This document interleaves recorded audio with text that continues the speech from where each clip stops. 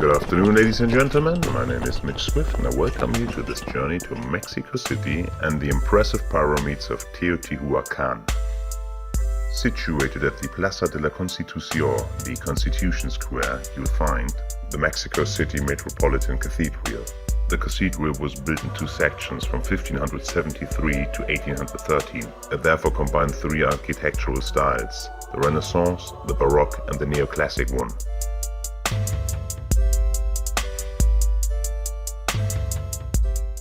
At the time of our visit, it's been the third group game of the Fifa World Cup 2018, and there's been a public viewing on the Plaza de la Constitución.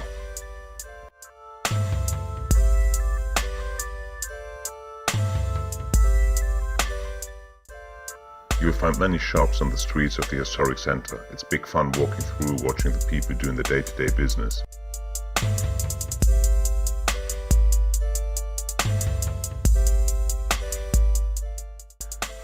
You'll discover more churches in nearly every corner and nice drawings on the walls.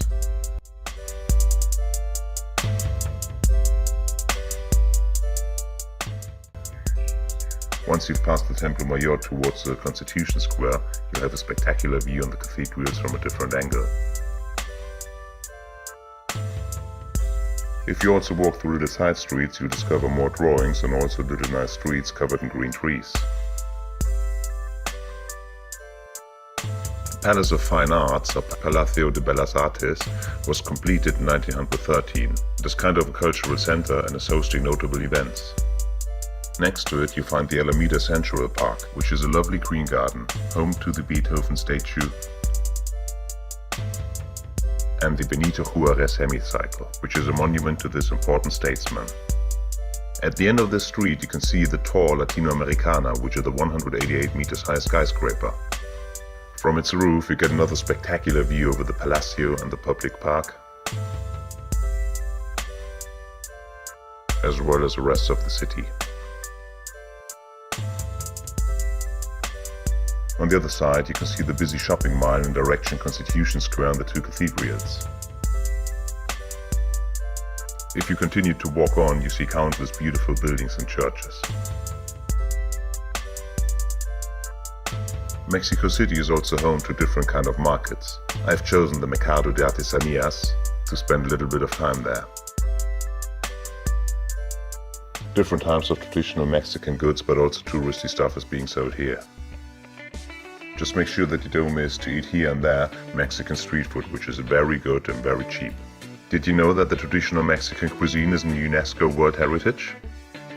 Moving along you will get to the Zona Rosa, which is a very modern part in the city center, with a lot of restaurants, pubs and shops.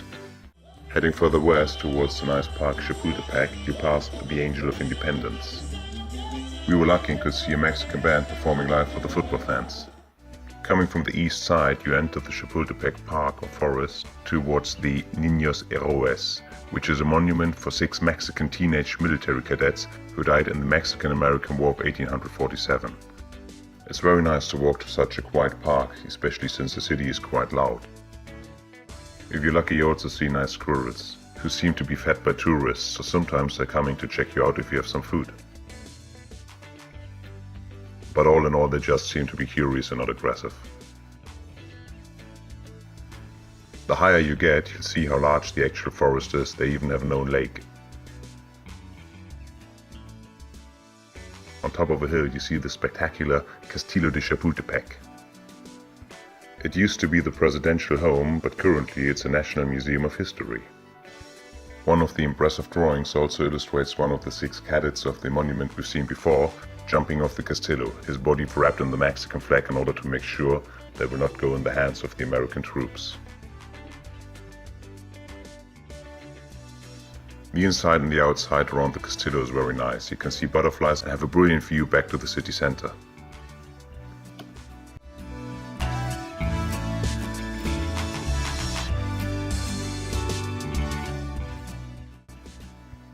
Mexico City at night is also very spectacular. Here we see both of the cathedrals and the nice buildings which are surrounding the Constitution Square. Make sure to get a drink on one of the roof bar terraces which are facing the square.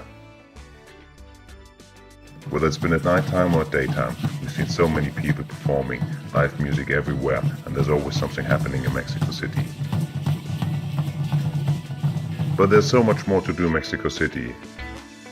You find plenty of museums, or you may as well to go one of the very popular wrestling performances. We've taken the bus to the ghost village of Teotihuacan. You're passing some nice villages, and depending on the traffic, which can be terrible in Mexico City, it'll take between 60 and 120 minutes to get there.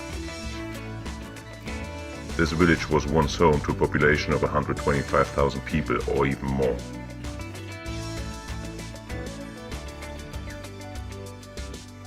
It is home to the Sun and to the Moon pyramid. The name Pyramid of the Sun was given by the Aztecs.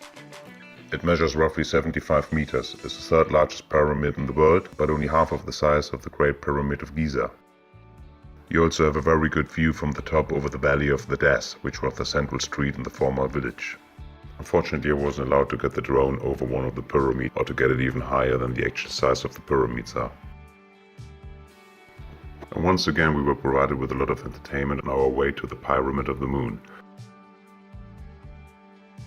The Pyramid of the Moon is older but measures less than the Pyramid of the Sun and has roughly something about 40 meters of height. The view over the Avenue of the Dead is spectacular, and also back to the Pyramid of the Sun. As you can see, towards the afternoon there are more and more tourists approaching.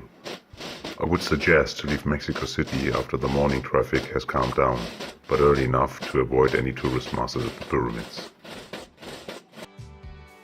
In conclusion, I can say that I really did like my stay in Mexico City.